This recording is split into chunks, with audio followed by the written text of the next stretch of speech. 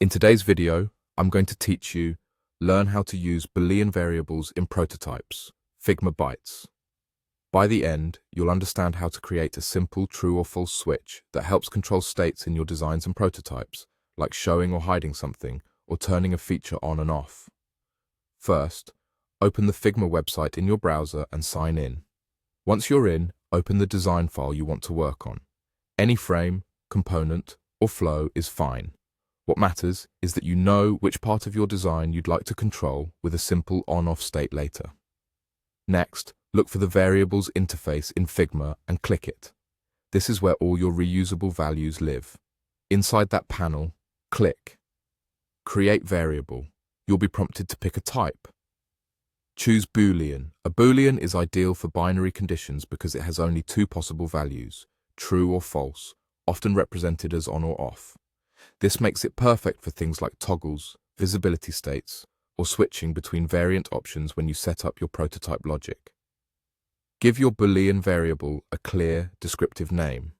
A good tip is to use names that read like a statement, for example, is menu, open, is loading, or has badge. That way, when you see it later in your prototype settings, it's obvious what the true and false states represent. You can also set the default value right here. If your design should start with the feature off, set it to false.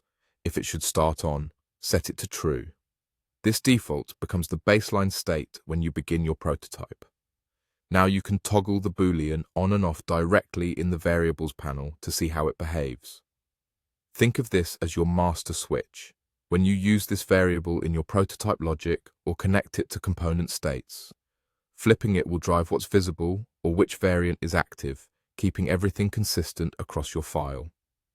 It also helps you avoid manually changing multiple places when you want to test different states. Finally, feel free to explore other features in the variables area. You'll find additional types like numbers, colors, and strings, which are great for spacing, themes, and labels. You can organize variables into collections and use modes to handle variations such as light and dark. Even if you only need a simple on-off today, getting familiar with these tools will make your prototypes more scalable and easier to maintain. That's it. Open Figma, open your design, create a Boolean variable, name it clearly, set its default, and toggle it as needed. You're ready to keep your prototypes clean, consistent, and fast to update.